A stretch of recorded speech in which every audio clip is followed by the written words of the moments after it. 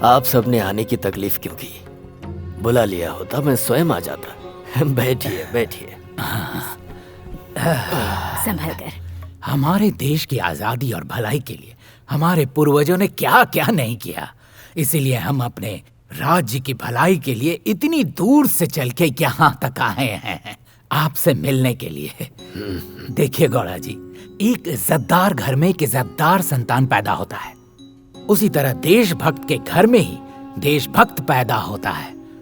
आपका गणेश जितना आपके लिए खास है उतना ही हमारे राज्य के लिए और हमें खास है। इस राज्य का गृह मंत्री आपसे गुजारिश करता है, गणेश जैसे जांबाज पुलिस ऑफिसर को यहाँ बुलाइए। इस राज्य को उसकी जरूरत है। गणेश को आप जितनी जल्दी भेजेंगे हमारी जनता के लिए उतना ही अच्छा होगा। उसने आईपीएस का एग्जाम दिया ही है जनता की सेवा के लिए। आपकी बात मैं कैसे टाल सकता हूँ? उसे जरूर भेजूंगा, लेकिन उससे पहले मेरी कुछ शर्तें हैं। बताइए गौड़ा जी। जब हमारा देश आजाद हुआ था तब गांधी जी ने कहा था कि अब हमारे देश में राम राज्य आएगा। जनता ने मान भी लिया था, लेकिन उनकी बात गलत साबित हो रही है। आज जिधर देखो गुंडा राज, धोखाधड़ी, भ्रष्टाचार का ही बोलबाला है। सच्चे नेता, न्याय और इंसानियत कहीं नजर ही नहीं आते। इन्हीं परिस्थितियों को देखकर मैंने अपने पोते को देश की सेवा कर सके इसलिए आईपीएस बनाया। हमारे परिवार को सरकारी वेतन की कोई जरूरत नहीं है। आप सबको मुझसे वादा करना होगा कि गणेश के काम में कोई दखलंदाजी नहीं करेगा। वो अपने काम को पूरी आजादी और अपने तरीके से करेगा। अगर यह शर्त मंजूर है तो मैं उसे आपके पास भेज सकता हूँ। बिल्कुल गौड़ा जी, आपसे हम वादा करते हैं कोई दखलंदाजी नहीं होगी। सर, गणेश के बारे में आप क्या जानते हैं, बताइए ना सर। गणेश डिपार्टमेंट में दोबारा लौट आएंगे ना सर? जरूर लौट आएंगे। कब तक लौटेंगे सर? बहुत जल्द। ही may join any time now please.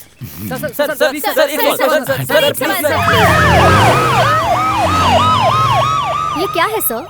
CM, home minister, DIG और इतने सारे लोग गणेश को लाओ ऐसी डिमांड कर रहे हैं। आखिर ये गणेश है कौन सर? उसे इतनी पब्लिसिटी क्यों दी जा रही है? वो जनता का एक ईमानदार सेवक है, न्याय का दूसरा रूप।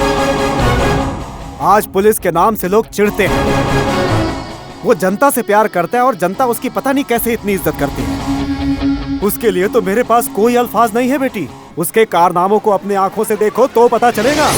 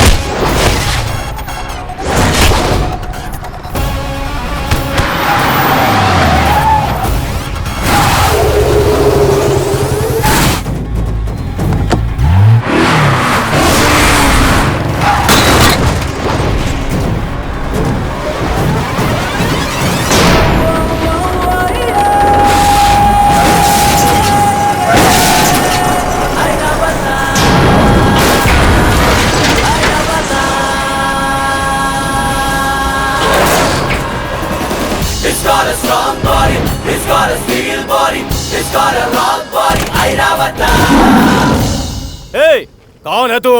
गणेश। पापा ने मुझे जो नाम दिया था वही हमेशा मेरे बाइक पे भी रहते हैं। जब रथ चलता है तो हवा का रुख बदलता है, जब गणेश आता है तब तूफान आता है। अगर हिम्मत है तो मेरा मुकाबला कर, वरना फटाफट यहाँ से निकल और चलता बन। तेरे जैसे धमकी देने वाले बहुत आए और बहुत गए।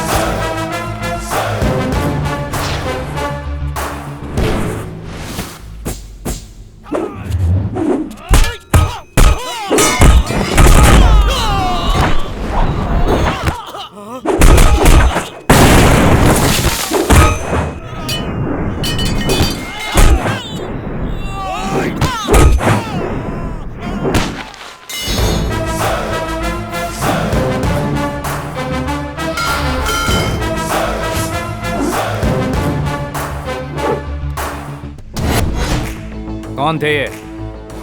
मैं बताऊं सर? बोल। MP गौड़ा। इनके बारे में क्या जानते हो? बेंगलोर को बनाया बसाया, इन्होंने इसके लिए बहुत कुछ किया है सर। और तुम लोग क्या कर रहे हो? उसे बिगाड़ रहे हैं सर। चलो शुरू हो जाओ। अब बताओ ये कौन है?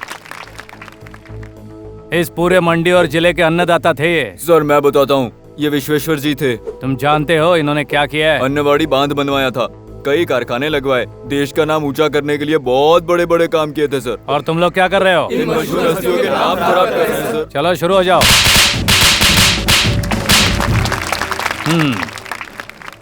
ये कौन है? जानता हूँ सर, इन्होंने हमें फिल्मों में देखा है, बहुत फेमस एक्टर हैं। फिल्म देखने के बाद भी कहानी तुम लोगों के समझ में नहीं आई, तो अब बताओ तुम लोग के साथ क्या करूं? आज आखिरी बार समझा रहा हूं, अब भी सुधर जाओ। कल जब तुम लोग मरोगे तो तुम लोगों का स्टैचू किसी ग्राउंड में या किसी पार्क में लगा होना चाहिए, आने वाली पीढ़ियों के लिए एक मिसाल होना चाहिए। ऐसा कुछ काम करो। अगर नहीं सुधरे तो गए काम से। बार बार बेवकूफों को समझाने के लिए गणेश के पास टाइम नहीं है। कमिटमेंट में मैं सेंटिमेंट नहीं देखता हूँ। वैसे तो मेरे नाम से ही तुम जैसों के पसीने छूट जाते हैं। सर मारने से पहले हमें यह बात समझानी चाहिए थी ना। मैंने भी यही सोचा था, लेकिन बता क्या करूं? तुम लोग लातों के भूत हो, बातों से कभी नहीं मानोगे। फिर भी नेक्स्ट टाइम ट्राई करूंगा।